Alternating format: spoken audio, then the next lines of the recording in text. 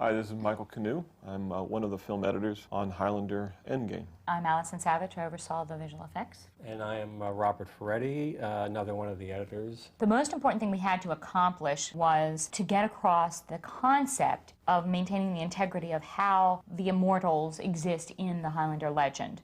How immortals die, how their victors amass power, and that type of thing. The next most important thing we had to accomplish is, of course, everyone knows the MacLeod clan comes from Scotland. And, of course, we shot this film in Romania, so we had to take a backlot of a little stage and studio in Romania and turn that into Scotland. You're going to see a progression of these visual effects from both from the Avid all the way through to the final effects. You will see things that say temp and final.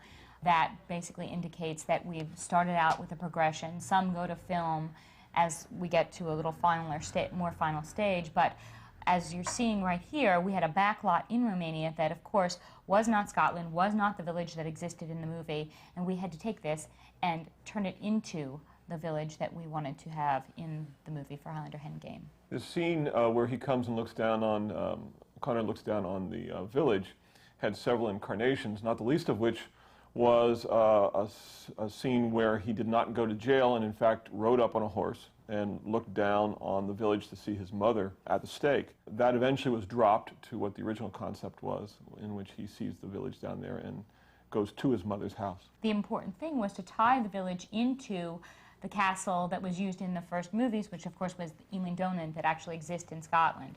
We recreated that castle entirely digital. First you saw what we call a grayscale model, and then a slightly more advanced version with textures, and tied it into the actual village, decided to move the village a little closer to the castle. Then as things sort of progressed, we were changing the lighting based on how the editors needed to fit it in the particular movie, the way Michael had said. Basically, it was originally going to be at night in fire, and then, of course, it became a different time of day. We also realized that, of course, from the first movie, it was a slightly different positioning, so what actually ended up in the movie was something completely different, which is a scene from the original Highlander in which we digitally removed Connor strapped to a log. This was shot in Scotland, some second unit helicopter footage that was shot much later into post-production. We wanted to have this image of Connor, this heroic image of Connor riding up. And you'll notice right about now also the helicopter blades at the top of the frame, which were a problem that we had to get rid of.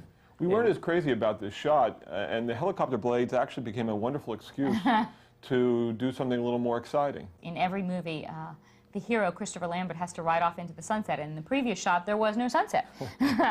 So, as well as, and you see in this shot, it's a lot darker because at one point it was going to be a night scene, and we wanted to have that drama of the color, but with a night scene.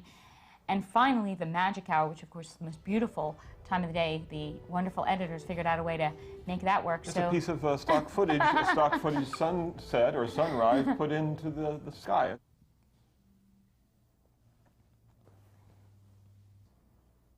This is an early attempt that we were trying out with the visual effects, and that's Duncan MacLeod's reflection in the sword.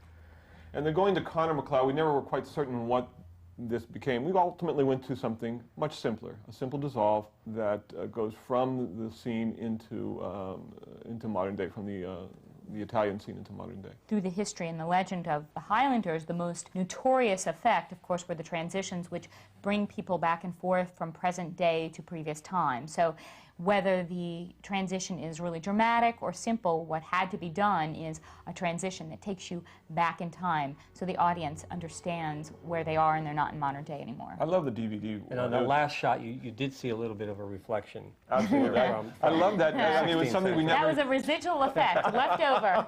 It was something we never quite came up with. And also, when you see the term film out, that is the first time it goes from a digital file to a film process.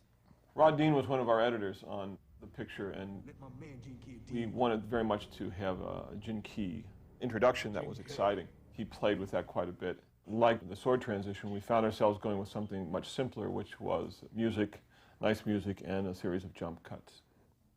Headless Carlos.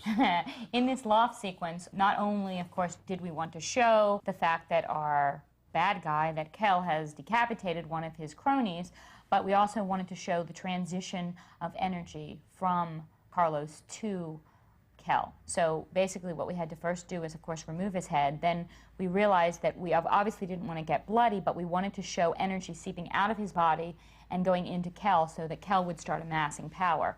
So right here in this two-shot, you not only see the power coming out of Carlos, who has been decapitated by Kel, but also the energy seeping out of his body.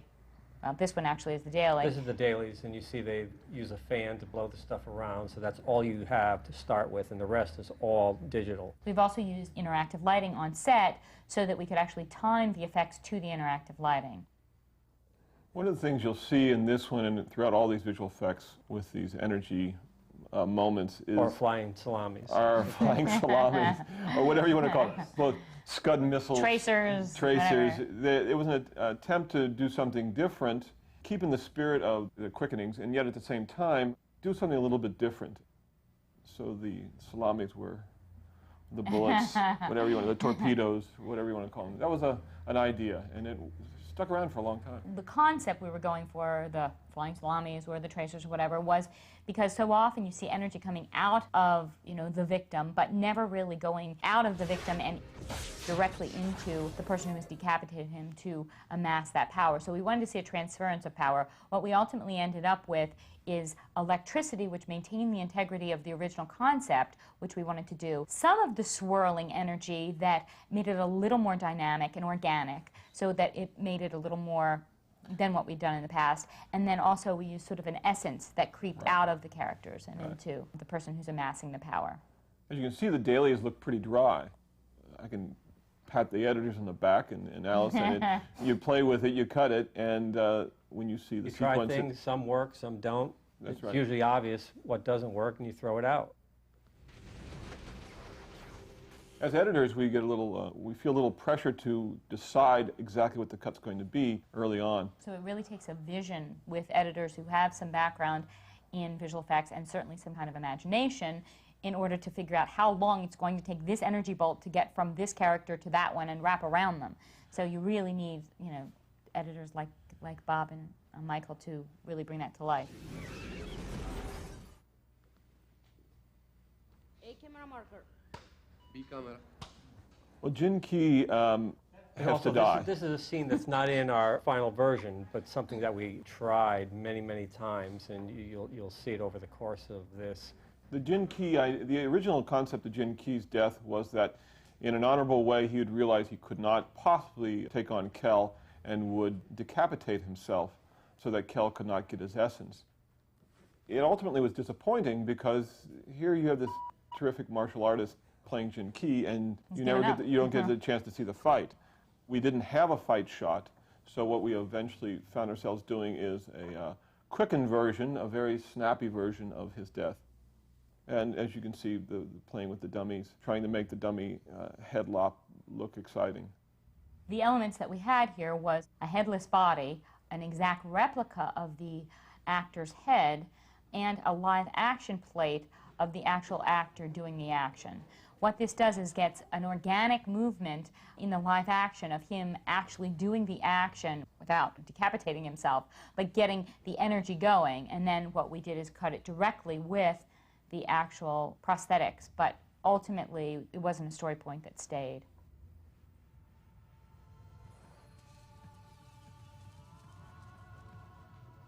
As you can see, that we went through many incarnations of this cut. It seemed like all 6 editors worked on this scene at one time or another.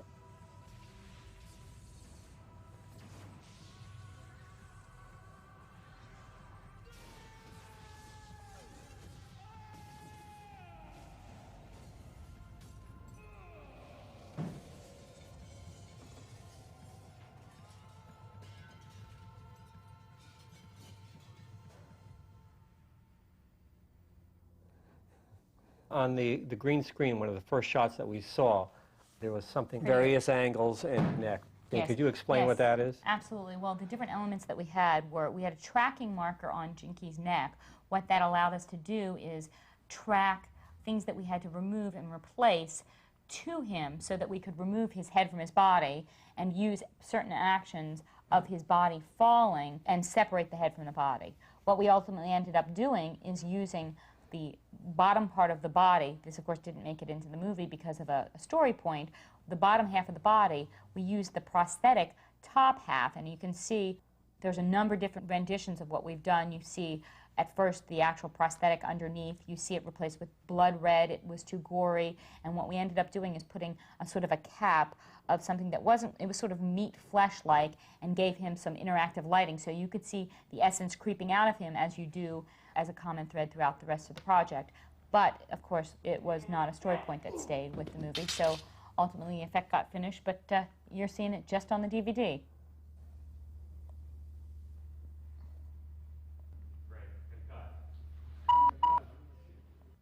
What you just saw was Kel against a blue screen for his quickening. This, what you're seeing right now, is a plate shot. Eventually, those two will be married together.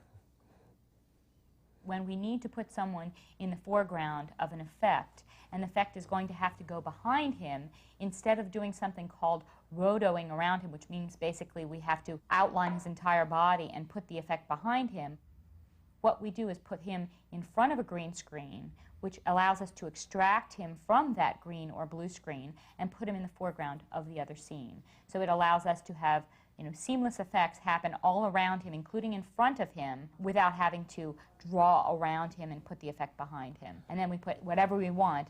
Here is a dining room scene into the actual set and sort of surround him with the visual effects, which are the electricity.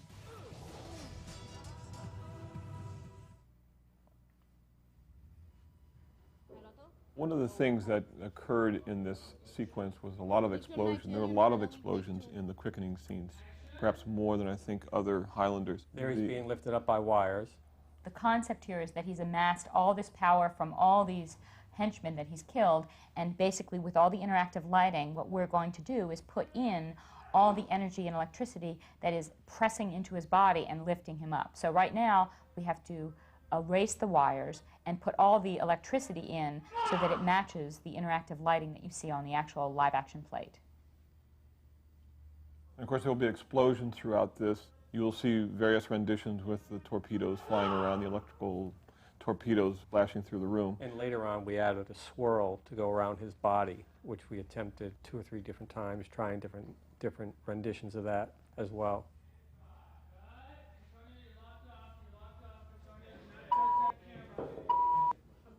And the concept, though, was maintain the integrity of what we'd done in the past, which was there was an energy seeping out of these people's bodies and going into Kel. We felt that we wanted to do something a step beyond just the electricity, because this is what we called our multiple quickening, where there was so much going on, we wanted to put more into it. So here comes the swirls, the clouds. Film out. Film out means we've probably done one version of it, wanted to tweak it a little because of the electricity or change the color timing or something, and when you see final, that's actually what made it into the movie.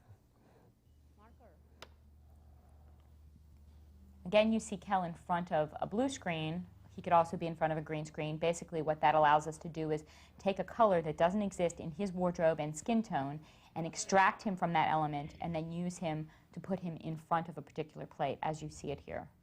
Also on the plates, you notice that you can see the heads of his henchmen down there, of his gang. Ultimately, when you put all the effects on them, although the heads were there and you could see the heads, ultimately when you put the effects on them and the lightning and comp the whole thing together, that is not what you find yourself looking at. The whole concept that editors, I think, successfully got across is this was not about gore. What this was about is violence. He was a very mean person, one of the worst villains we've ever seen in a Highlander movie, and he had to be just a horrifying villain that was just amazingly mean. So you want to see violence, and the gore really would have detracted from that violence.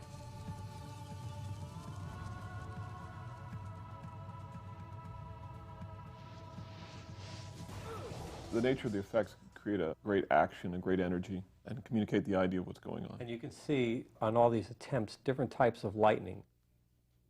thick lighting, thin lighting. We tried until we got something that we liked. And right at the end there, they added some more of that swirl around the table. A major topic of discussion was lightning. From everyone, yes. From everybody had an opinion about the many lightning. chefs in the kitchen. Here you can really see the wires very prominent, which is the first thing usually that needs to be removed. And the interactive lighting, again, what's great about being on set is the interactive lighting gives you something to play from so that the actor is actually in the lighting scenario that you want him to be, and he will be affected ultimately by a practical lighting effect that we then can fill in and make it feel of some continuity to the actual effect that we're creating. In the dailies, you can hear Doug, the director, calling to him what's happening, which helps the actor too. When he gets quite a jolt of energy. And it's a tribute to an actor's craft that he can be hanging by wires from a ceiling in a very cold room in Romania, and someone can yell something to him, and he can live the scene as he imagines it will be. From that vision, whether it's from the producers, the directors, or the editors, we, with the visual effects, can make that come to life as the vision that the director and producer and editors had on that day when the effect actually was not happening. And in the final here, you hear all the sound effects that are put in afterwards, and the music. In the end, works beautifully. And the energy lifts him. We see that it's affecting not only him, but the entire environment around him. He's controlling this environment and amassing more power at one time than just about anyone has ever done in the Highlander legend. And earlier you saw that shot of the crucifix being zapped by lightning. That is stolen from another scene.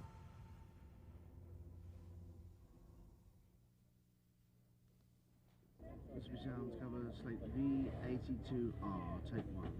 All camera!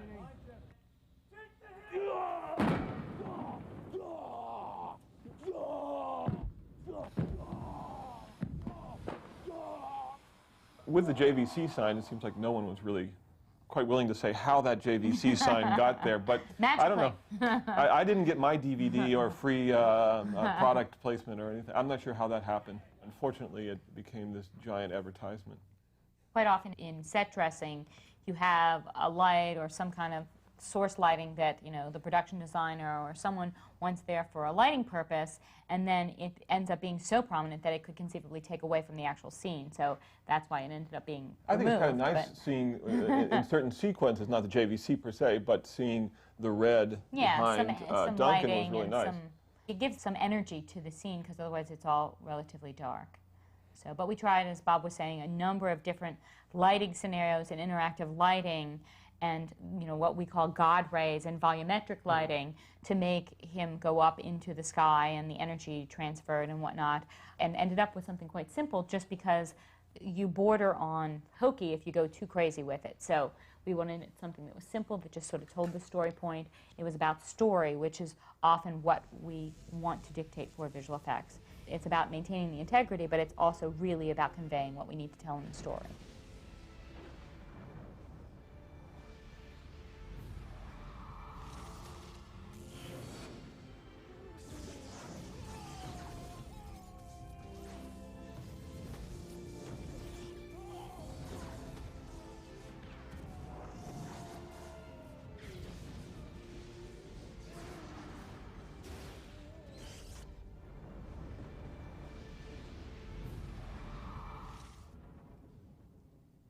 Yes, guys, here we go. This sounds cover slate V82R, take 1.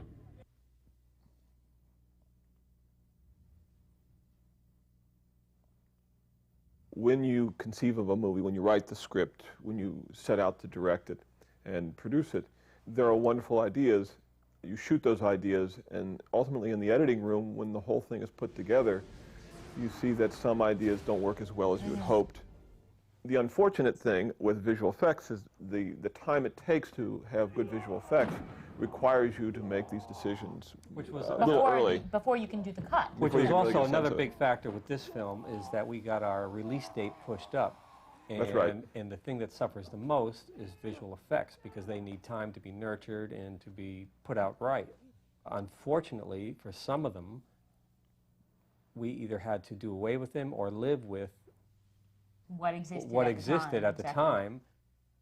Literally, an extra day would have made a major difference in some of these effects. The other tricky thing is because there were certain story points that weren't quite working, the editors put things together, there were minor reshoots and that type of thing, which actually caused some of the scenes to change completely. So we had to create completely new visual effects for some of the scenes that didn't exist and within a shortened time period.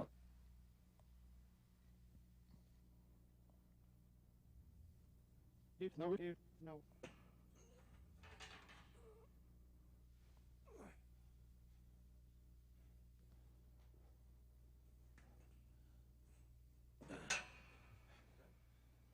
This is Christopher Lambert. We filmed him in slow motion falling forward.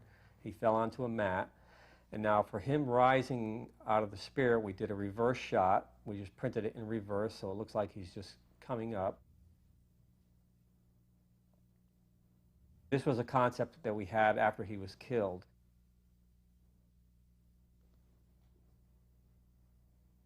We called this Connor McLeod Spirit the rising. elevator shot, going up there. You know, we tried and tried and tried, and we did all kinds of different concepts here, and it never quite worked out, as you can see. This is an early stage. But even as a spirit, transparent, he feels like he's just a ghost floating up. But you see, we shot him on green screen. That was so we could extract his image. There he goes, on the elevator. Up there he goes. Next floor, lingerie. But again, the green screen is so we can extract his image and play with the transparency and the opacity of it to make it feel a little more ghost-like and a little more swirly. But ultimately, you know, the things we played with it were a little too ghosty. Now, this is a shot that we flopped. There was one shot here. Yeah. Oh, yeah, Yes. we flopped it right here. We just turned it around, so we just had a different perspective because we didn't have that angle. And these are attempts, again, at his spirit going up. Sometimes Some it's worked, just some they didn't energy. work. This stuff with Connor was shot much later in Luxembourg while he was shooting another picture, Yeah. in fact.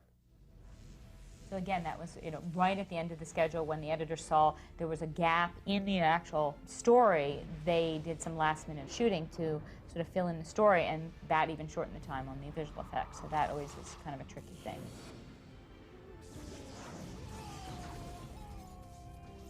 Adrian Paul gets zapped better than anybody I've ever seen. I know, the best. Look He's at that. The best at And he's quick- there with those Not afraid of fireballs. sparks. Oh, He's well, he's not- right there with those fireballs. I'll tell you. Right over his head, all around him. And Not a place I would be.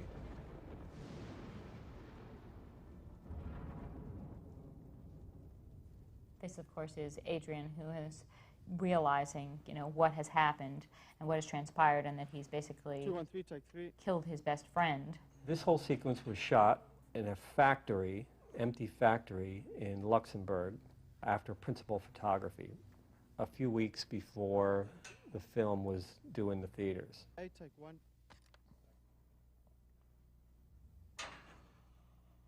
This, too, was a concept that had been played with, the idea that he absorbs Connor's spirit and energy, and that's what enables him to defeat Kel. But how exactly you visualize that went through many incarnations. Yes, it's always tricky to see, you know, a soul or a body go into another body and be absorbed. Yeah, so what are those little X's on the background The there X's, for? because there are occasional camera movements, the X's allow us to track to it so that we can match the background up with the foreground. And those last two shots were background plates that were shot at a different location. The buzzing around the edge of Connor's body and Duncan's body, of course, is from the green screen being temped in the Avid, which is not a fine process. That was shot in Luxembourg, and the background plates were shot in Romania. You generally want to match up angles and everything, and that's always very tricky when you're shooting them in different locations. The push-in on Kel for that final moment was actually stolen from a camera readjustment in the middle of a take. We didn't have a push-in on him, and we found that there was a pullback on the camera dolly adjusting for another take, and we stole that and reversed Some it. of our temp morphs that we attempted from our Avid workstation, our Avid editing machine. The tricky thing about these morphs too were that Christopher's face shape, hairline, and size and proportions are so different, or McLeod's are so different than Duncan's, that the transition between the two of them is actually quite difficult to make. They don't really line up great. So you have to play with some sort of tricky elastic reality and sort of mutating the actual figures to try to get them to sort of come together. And again, these were last-minute effects. And in the film version, the morphs didn't quite work. In the theatrical release, they were there. In the DVD, we've shortened them. And we didn't do those. That I will say. We didn't do those.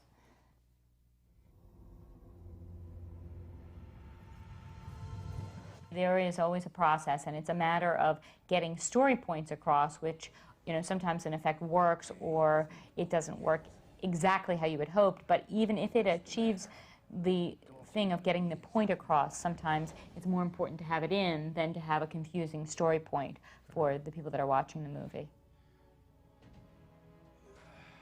The game isn't over yet. What's the matter? Don't you want to be inside me?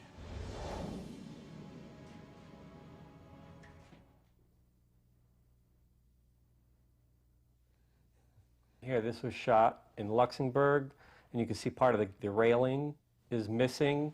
That is jumping onto a trampoline, and you see Kelt turning, but he turned at the last minute. We had to take a shot of him and turn it from another take, so there's quite a lot of There's several compositing elements here. actually there.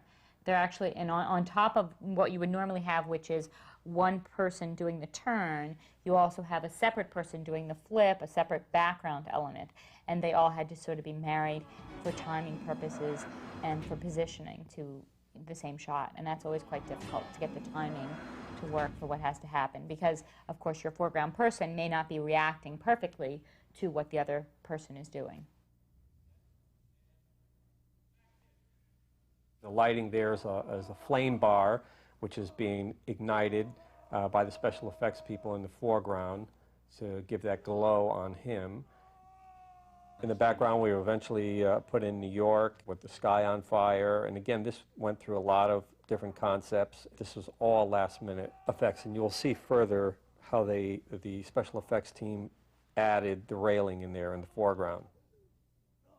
Duncan is reacting to something that is happening in the background and the foreground, which is lightning, interactive energy happening, the sky is opening up, all kinds of crazy stuff. So the interactive lighting that we had on set, we had to match those colors in order for the background to make sense. So in other words, if you have interactive lighting on someone that's blue and you create an effect that's red, it's not going to match, and so it won't feel integrated into the scene. So you really need to match your interactive lighting and the effect that's happening with your interactive on-set effects. And that's always a tricky thing to know in advance what colors and effects you're going to want. Here we tried with this vortex, different things, turning the sky into fire, turning water going up, turning it into flame, Spirits raining spirits down. raining down.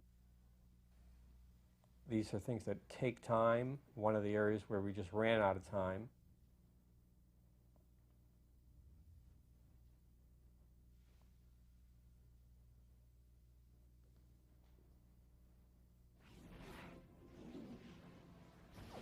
That was sort of trying to get sort of a magical sort of energy that was being affected in the sky. You can see this is the background plate that I believe was shot in London.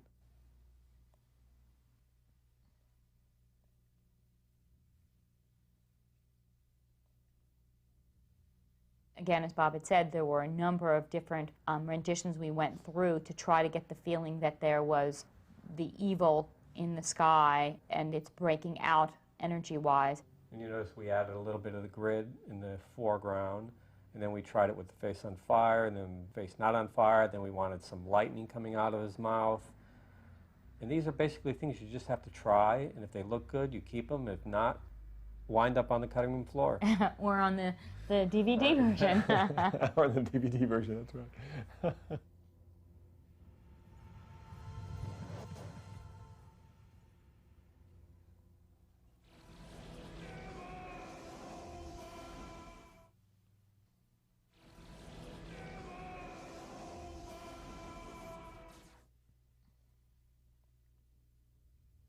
We're coming up on one of my favorite renditions of this effect. It looks like the opening of an old RKO picture, you know. But it is a good transference of energy. I mean, you get the story point, and that's what's so important. Yes. And this we went through such a big problem with the lightning, with the star field in the background. Well, like that one. There's the RKO, you know, beaming to all the ships at sea. Seemed like we just never quite got anything that satisfied us. And this, in the next effect, I believe you will see, were the last two. These literally came in maybe 4 days before they started printing 1,500 prints of the movie, right at the end. And we basically just ran out of time, and whatever our last attempt was, that's what we had to go with. What we all had to do is sort of band together, realize that there was a limited amount of time, but the most important thing is, in the end, we had to have the story point, which came across, which was there's a transference of energy, everything was in turmoil, and when it settled, the sky was clear, Duncan was okay, and Connor had moved on. And that kind of gets the point across. So, you know, as much as, you know, we would all probably have tweaked this for another year, we got the point across in the story, and that was then considered a success. And here you can see, these are the dailies, without any of the effects in them. Basically, it's a sequence. And in a few seconds, you will see temp fire effects that they were trying to put in there.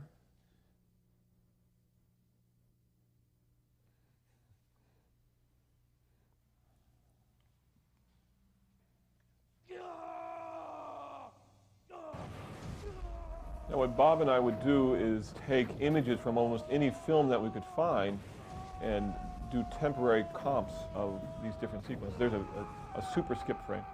And then, of course, we would take these different images like these and then turn them over to Allison and company and say, okay, this is kind of what we want to do. Yeah, conveying the basic story. Sometimes it's color, sometimes it's the speed, sometimes it's the energy that you're trying to convey with the scene, but every bit of reference we can get is always helpful.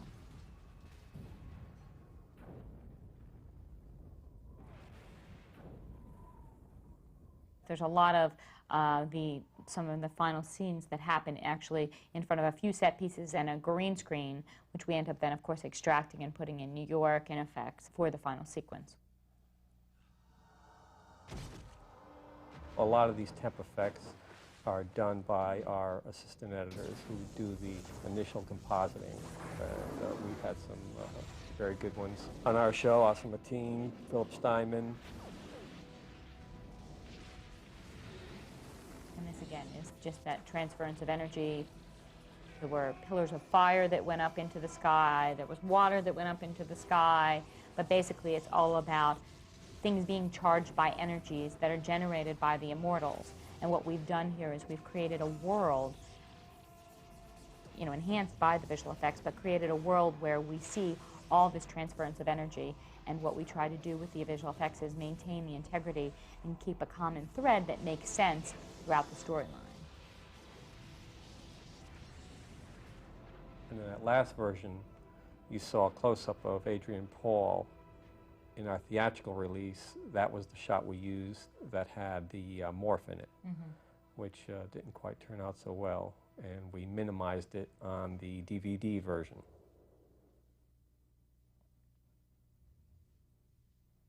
The final. This was shot just outside of Bucharest, Romania. On a bad dolly. Allison, could you explain the flags in the background? Absolutely. Again? What the flags, and actually it's hard to see here, but there is actually an X on that. What that enables us to do is understand where the horizon is, where our foreground element, which of course is Duncan, is, and how we can track the background sky or replacement sky into the actual image. What that gives us the reference on is how when the camera goes in on those perpendicular lines, it gives us a parallax that we can track to because we understand how the distortion of the X actually changes. In less technical terms, just basically means we see how the X changes, we create the X in our computer, and we can compare the two and then track to the differential. That makes sense. Yet another scene that went through a number of incarnations. The tricky thing here is there were some mountains that were in some of the previous movies. That's a still frame. Yeah, exactly. Actually from Scotland, but it wound up looking like the Swiss The Alps. Swiss Alps, exactly. So we wanted to redo that. So again, this scene actually went through a number of different renditions. Dolly track on the left. Yes, which hadn't been removed because this was just a very temporary shot to see how it would look with the very snowy mountains in it. This is actually part of the Highlands that actually are very similar to the ones used in the first movie, but these just happen to look, as Bob said, like the Swiss Alps. So we played with a number of different versions. Also, because of the lighting exterior, which was sort of a drab day, the grass was a relatively drab looking, and the entire scene felt a little flat. So they went back and reshot some of Scotland. Here's the from And the earlier these scene. were things taken from various angles and kind of patched together, piecework together. this is us enhancing the foreground grass image, as you remember, the other was very drab looking, and just sort of patching in some green rolling hills to see There's if the this dolly felt track, better. camera dolly track on the left. And this was the actual last visual effects that we got, again, literally days before it was in the movie theaters. If I'm not mistaken, this stuff was shot We in tried July. we tried to make it moody Yeah. here. And we were in the theaters about 5 weeks later. Yes, exactly. And here's a final, and you can still see it still needed some color correcting, Absolutely. which we had to live with. Had we had a few more days, we would have, Just made minor modifications. and it would have been better. We did improve the color timing a little better in the DVD version. And made the grass a little greener, because as you saw in the previous original plates, they were really drab. So trying to bring it to life. I think that's it. Farewell. Thank you. Yippee!